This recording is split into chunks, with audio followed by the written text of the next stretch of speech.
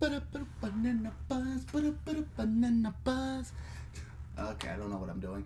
Hey, what's happening, all my Dragonlings? I am the Dragon God of Gaming, Damian Dragon, and welcome back to another episode of the Gaming News, where we run down the list of all of our unique gaming news, pieces of rumors, facts, trivia, anything from this coming week. This week we have a lot of stuff to go over, but first off, let's do this how we normally we are starting off to with Facecam. Ladies and gentlemen, hey, what's happening? I am your host, Damian Dragon, and hope everyone has had a wonderful week. Lately, everything has been coming on to a head, so I'm actually very happy that I have in the position where I'm in. The gaming news as of lately has been crazy. And not like crazy like my hair, but actually my hair is just curly. So, anyway, personally, to be honest, the gaming news coming out this week has been all sorts of screwed up in all shapes and forms. First off, I do want to call to attention that no price that you guys see so far is real for the PlayStation 5. Let's get that one fact straight.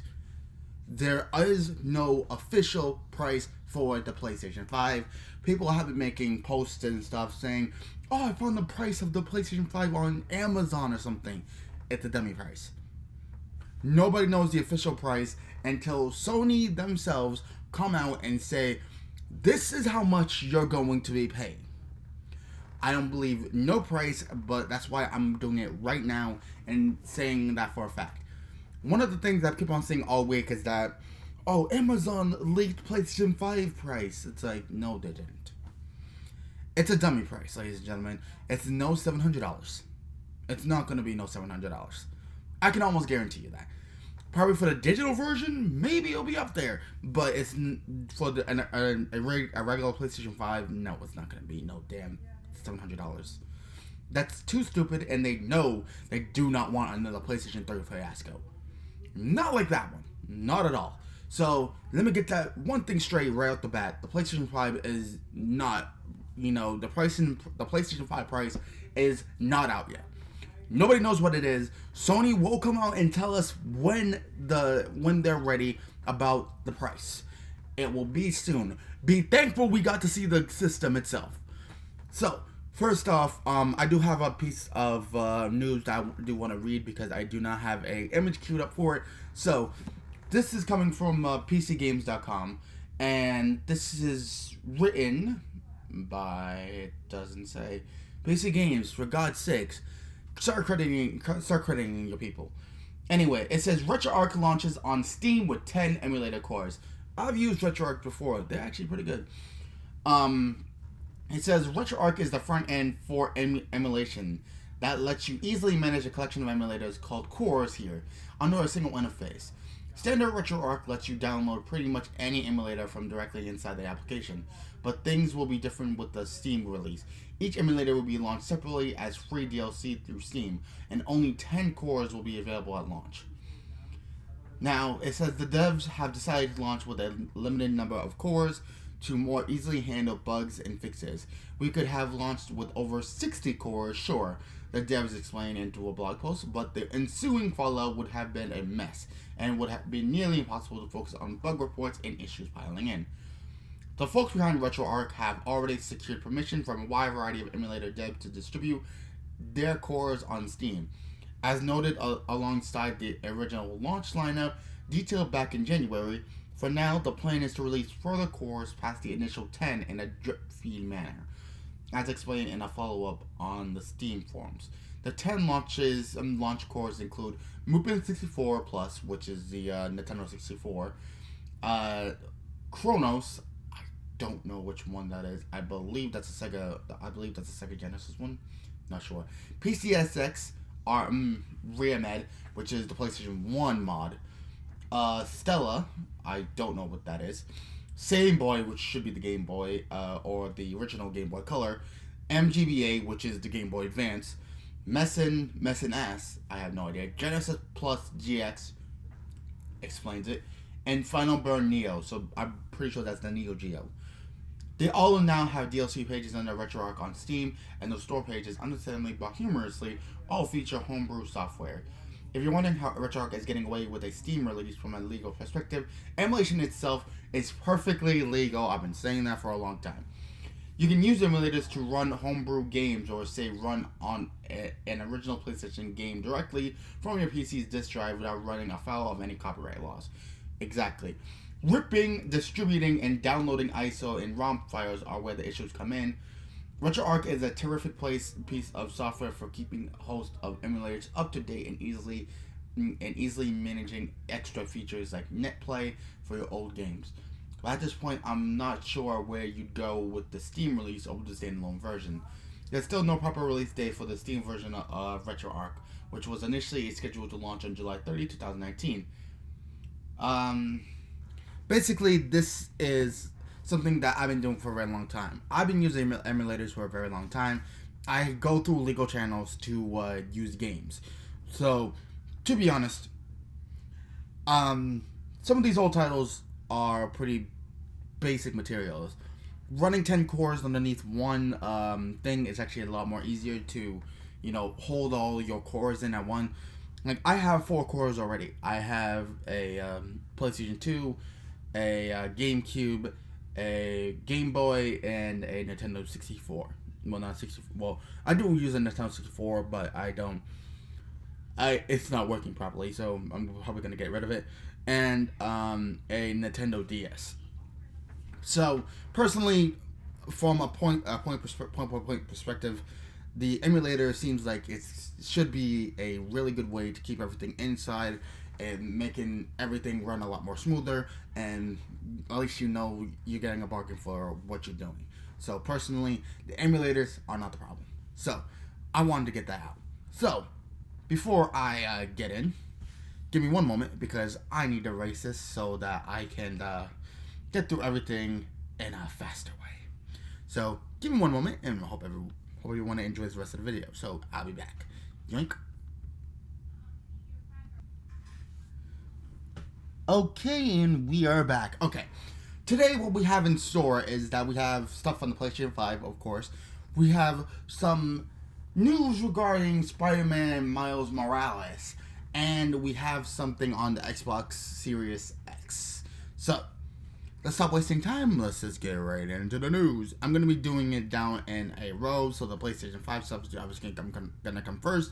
Then we're going to do, point by point. So, let's get started. With the PlayStation 5. The PlayStation 5, up until recently, we didn't know too much about. And we still kind of don't know too much about.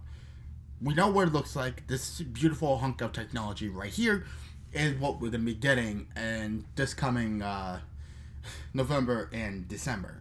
Personally, I can't freaking wait to get my hands on this console.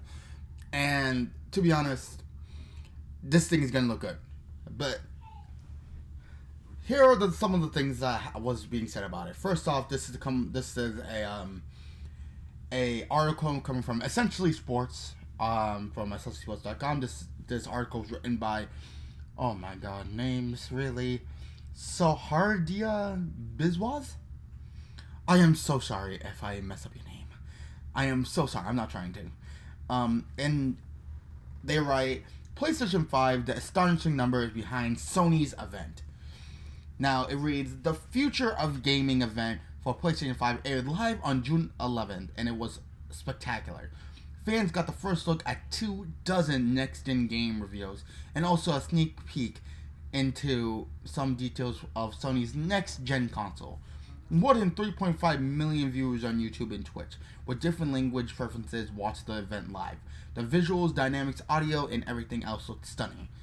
Now, a few days later, the PS5 digital event videos have amassed astonishing viewership numbers. Thanks to an insightful analyst from Video Game Chronicles, we have a general idea of the enormous numbers posted by the digital event. PS5 event videos have set the standard for engagement. As of June 15th, the PS5's digital event videos have already surpassed 80 million combined views. According to VGC's report, the views generated are notably greater than the 53 million posted by PS4's reveal event and the 55 million registered by PlayStation's last appearance at E3 in 2018. Moreover, it is double the 40 million views of PS4's E3 2013. YouTube views generated from the video on PlayStation's official channel are the basis for those numbers. Additionally, the official live stream video for the PS5 event has drawn 17 million viewers across the 6 distinct language versions within the first few days. The figure is astronomical when compared to the 3 million views for PS4's 2013 PlayStation meeting and the 2.4 million for PS4's E3 2018 exhibition. Apart from that, PS5's hardware reveal trailer has become the second most viewed PlayStation video with 22 million views only the PlayStation 4's 2013 reveal video is ahead of it currently with 37 million views. It won't be long before the PS5 hardware reveal trailer overtakes the PS4 one, considering it's only been 5 days. Xbox's Minecraft Village update video, 35 million, trailers for Nintendo's Switch, 43 million, 2 videos for Super Mario Odyssey, 43 million and 32 million, and Switch's parental controls, 36 million. Are the only ones across official YouTube channels for other consoles that have more views than PS5's hardware video at the moment. Speaking with VGC market intelligence from firm DFC outlined that interest for PlayStation 5 has outdone Xbox Series X. The intelligence firm's forecast see Sony's next-gen console outselling Microsoft's. Other analysts have predicted similar outcomes as well. That should tell you everything you need to know at the moment. Sony's PlayStation 5 is already set to outdo the Xbox Series X. And not to take anything away from Microsoft, the Xbox Series X looks beautiful in its own right, even though it looks like a gigantic standing toaster. I can't say for a definite what's going to win. As I said, everyone wins as long as they get the console they want. And to be honest, I believe that for me, the PlayStation 5 is what I'm going for. The Xbox Series X for a lot of people is its saving grace. So what I'm gonna say to you guys right now is that grab the console you guys want, and you're gonna be much more happier. It doesn't matter about the numbers or what outsells what. The only winners in this at the moment is us, because we get 2 great consoles. Actually, 4 great consoles, I'm sorry. The PlayStation 5 and the PlayStation 5 Digital Edition and the Xbox and whatever it comes up with, because I can guarantee you one thing, the Xbox Series X is going to have itself another console. And the funny thing is, I actually have something in here for this. So, yeah. Anyway, let me cut right to the chase to the next article that we have. And this is written by CBR.com. Well, CBR.com. .cdn.ampproject.org, and this was written by Gina a couple days ago, and it's a TLDR, so I'm gonna go through this quickly. So thank God, it makes my job a lot more easier. Anyway, it says Sony's all-digital PS5 may not be a good idea, and here's why. Now we're gonna see some of the downsides for this. As I said, I don't discriminate against any console. I don't care if you like the Xbox. I don't care if you like the PlayStation 5. We all should win in one thing. So, yeah. Anyway, so the PlayStation 5 will have a digital-only console to encourage more PlayStation Now subscribers. But Sony may not be ready for the digital arena. And it writes, Sony's digital PS5 may not be ready for the digital world. Game Pass is successful thanks to its accessibility, pricing, and game selection, which Xbox Game Pass, if you guys don't want to know. PlayStation Now has been lagging behind due to unavailability in some countries and high costs. Yeah, I can't get into PlayStation Now a lot, so yeah, it sucks. It's unclear if the digital PS5 will get a bigger SSD to store more games. Most likely it will. It's a digital edition. You can't just store most of just the save data of discs onto the console like you can with the regular one. But that tells you something. Anyway, the PS5's 825 gigabits SSD will likely fill up quickly from next-gen digital game downloads. The PS5 allows extra storage, while only SSDs will maintain load times and are costly. The lower digital version prices are bundles with games, or PS Now could help sell it, which you should do that. That should be a thing. They are right. when you have something like the that's lagging behind, you should have something to like help sell it. So if you get a PlayStation 5, you should have like a free 30-day PS Now account, or like a free like 90 to a year supply for the PlayStation Now. Something like that. It could help sell it. It could, help people grasp like the games that they can't get at the moment. Because most likely, most people that are gonna get the PlayStation 5 will not have enough to get a game that goes with it.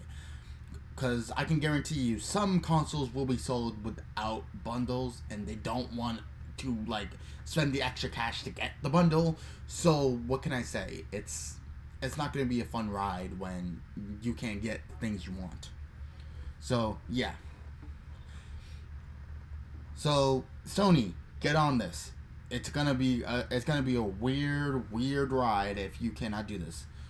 So this next is coming from GameLoft.com, and this is written by Stephen T. Wright on June 20th at 10 a.m. Ooh. And he writes, "The PS5 is one gigantic console, and now we know why." And it says, according to some recent details, the size is due to an increased need for cooling, among possible other reasons. Yeah, the cooling problem is a big one.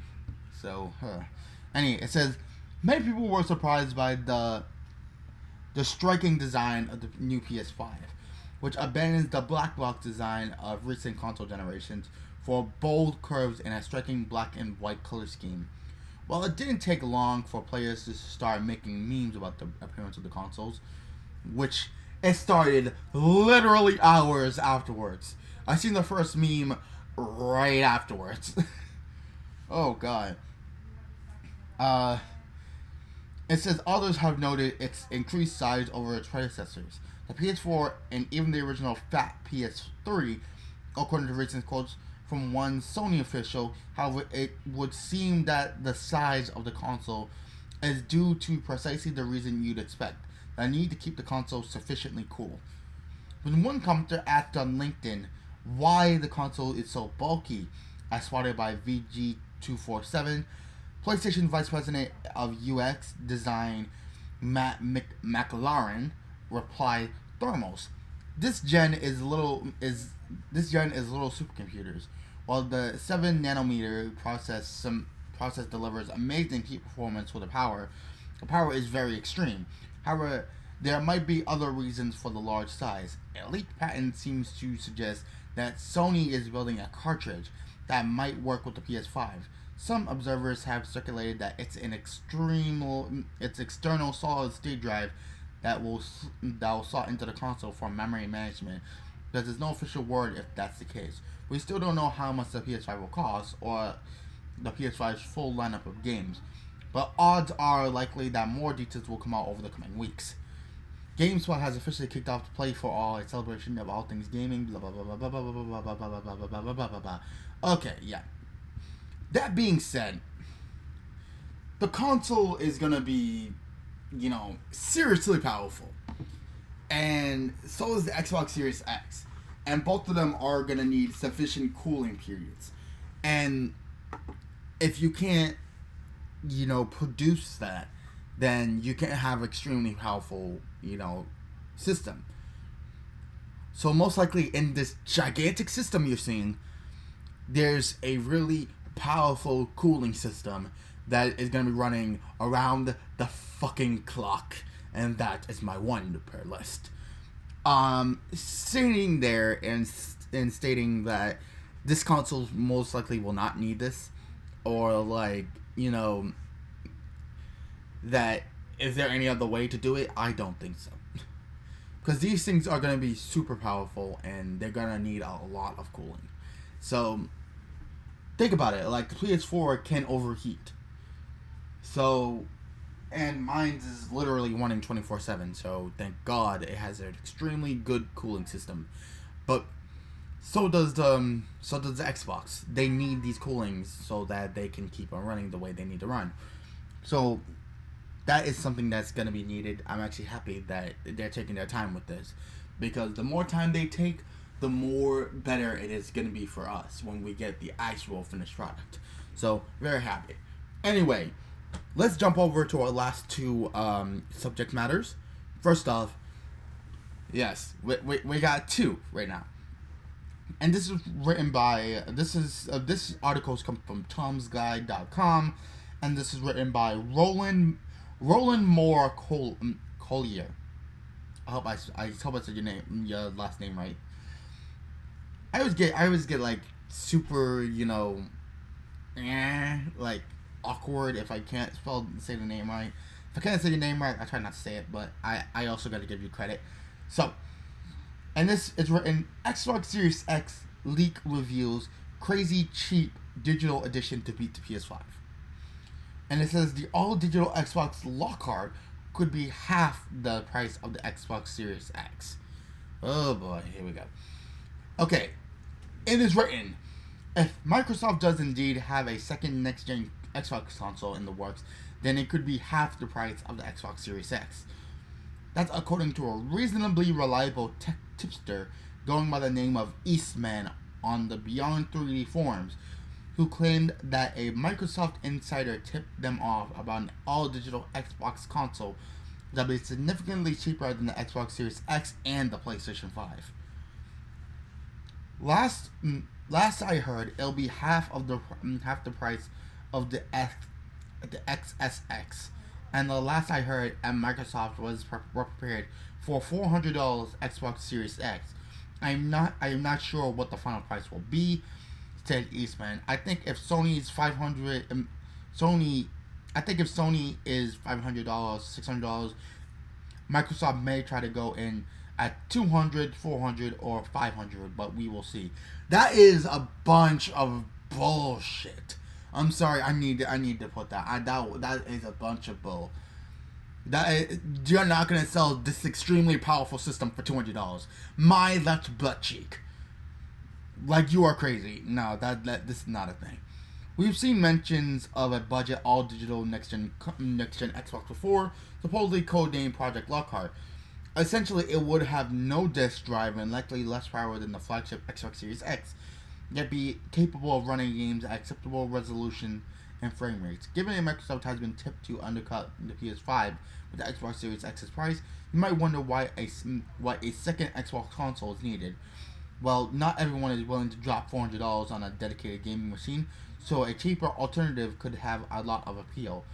Furthermore, an Xbox lock card is likely to be a game console designed to work in tandem with the Xbox Game Pass, which gives access to a wide range of Xbox streaming. Of course, Microsoft could make a loss by selling hardware at a cheap price. Yeah, there are. But Eastman believes any loss will be compensated for through Microsoft's game sales and subscription fees. It's not. I'm sorry. Microsoft will make up any losses they take by getting a higher cut of game sales and more subscriptions, said Eastman. Pricing also depends on what Sony does. Microsoft doesn't have to go as extreme in pricing if Sony prices itself higher. As such, not only does an Xbox lock card console look more likely, it would have a good part to play in the overall Xbox ecosystem come to the end of the year. Now, let me say one thing very straight. This is a bunch of BS.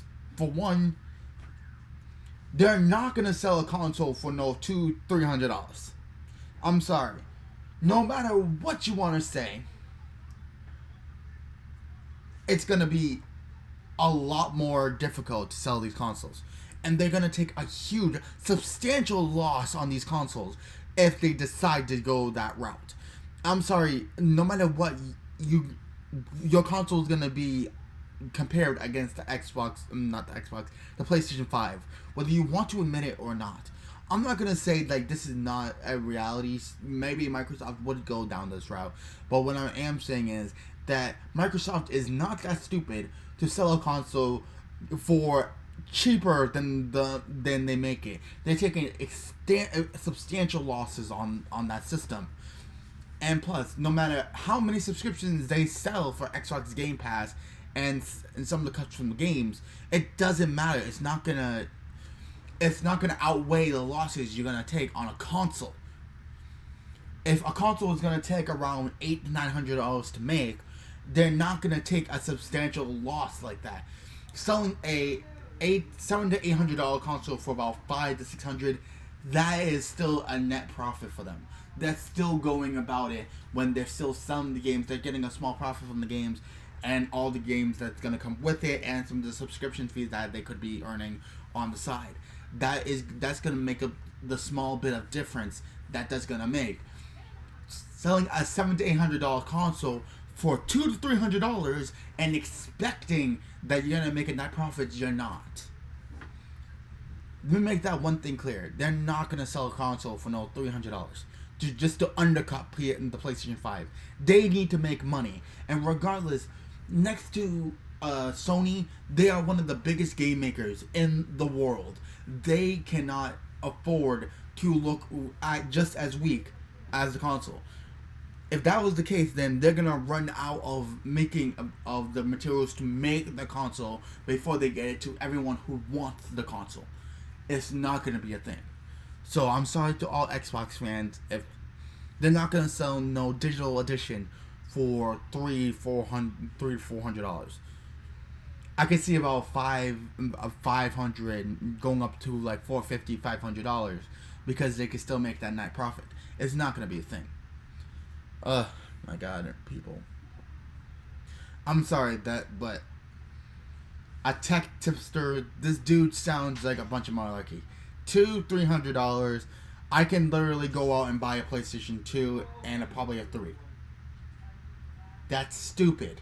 To sell a 2020 console for the same price that a PlayStation 2 and an Xbox 360 is going at now. It's not gonna work, and it's not gonna happen. So I'm sorry, but I don't see this coming as a reality. Anyway, let's get on to our last thing for the day. Spider-Man Miles Morales. Now, there has been a problem brewing between Marvel and another game maker. So this comes from PushSquare.com, and it's written by Sammy Barker. And it says, weirdness. Sony's Spider-Man PS5 trailer pulled from YouTube due to GameLoft copyright claim. It says, well, this is a weird one. Sony's upload of the Marvel Spider-Man Miles Morales trailer, which had amassed over 10 million views, has been removed from YouTube because of a copyright claim from French mobile games publisher GameLoft. It's unclear exactly what the issue appears to be, but we assume it'll be resolved swiftly given the size of PlayStation's YouTube channel and the potential consequences this could cause. For those of you who don't know, 3 copyright strikes will result in the wholesale removal of a channel from YouTube servers. Copyright strikes can also put a channel in bad standing, restricting its access to features such as live streaming. We imagine Sony's legal team will already be on the case, and the trailer will return in the very near future. I don't understand why they took it down. I'm sorry, but Spider-Man is the property and ownership, part ownership of, Marvel. Why is GameLoft, a French developer, taking down the Spider-Man PS5, Spider-Man Miles Morales trailer? What is the point? What is it? There is no point. There is no reason behind GameLoft doing this. The only thing I can see, I used to have a game. It was called Spider-Man Unlimited, and Spider-Man Unlimited was a game that you played on mobile, and it was from GameLoft because I see their logo every time I open the game. But they do not own the rights to Spider-Man, nor do they own the rights to Miles Morales. They don't have any right to take it down, and so yeah, they're gonna need to rebuke that copyright strike very freaking quickly. It's gonna be in a heartbeat. By the time I'm probably giving it to you, the trailer is probably already back up. So that's personally just me telling you it. Anyway, that was all our news for this week. Well, speaking of copyrights, I have a copyright strike of my own, and it was because I made a small mistake and a small error. So I guess I gotta wait out the expiration. So personally, I thank everyone for joining me. Thank you so much for watching, and I hope everyone has had a wonderful day. Thank you so much for joining me. The next time I come back to you will be next month. Let me make sure of everything, because I could never be too short. The next time I come back to you guys, actually, I believe it's right before the end of the month. Get yourself. Nope, next time I come back to you will be on the 28th of this month.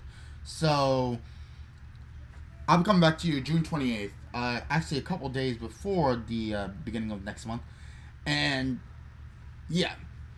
This week will also be the finale of Spider-Man PS4, the game I'm doing. So go ahead and binge watch everything that you've seen already just to get up to the point and just have a little bit of fun, because it's going to be dope as all hell. So go ahead and go check it out. It's going to be awesome. And stay tuned for June 25th, where Spider-Man PS4 will be back, and it's going to be its last and final episode before I post my new game, which you guys will be seeing on the 2nd of July, right before Independence Day.